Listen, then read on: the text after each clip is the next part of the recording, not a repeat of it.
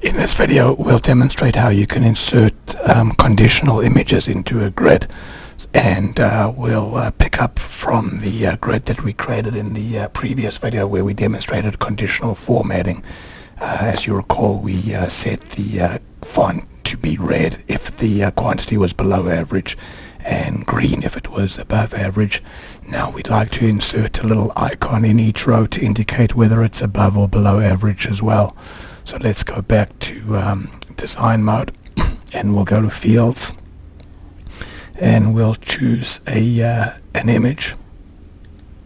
We'll make it the first control in the list of columns, and then we'll go to image definition, and we'll add a condition, and we'll say that the quantity is greater than, and the syntax for average quantity is summary.quantity.average.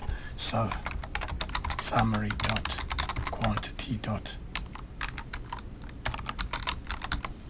And I'm just going to copy that to the clipboard and then go here and choose my image.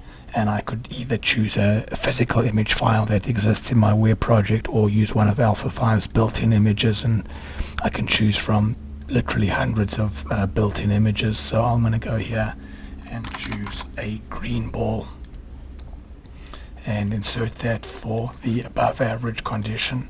And now let's go here and add another condition, and this time it's our below average condition, and this time we'll use a red ball. So we'll choose again a built-in image, and I'll type in red, and I'll choose this red ball over here. And okay, so you can see now I've got two conditions, but there's no limit to the number of conditions that I can define.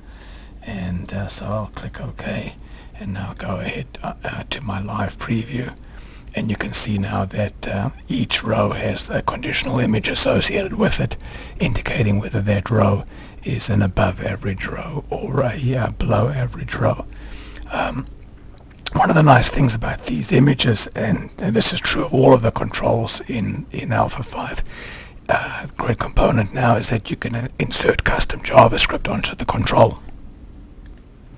So let's go back now, and just to demonstrate this feature, I'll put a little alert, JavaScript alert, when the user clicks on this image icon over here. So let's go back to design mode, go there, I'll expand the JavaScript tab, and I'll go to the on-click event over there, and I'll just type in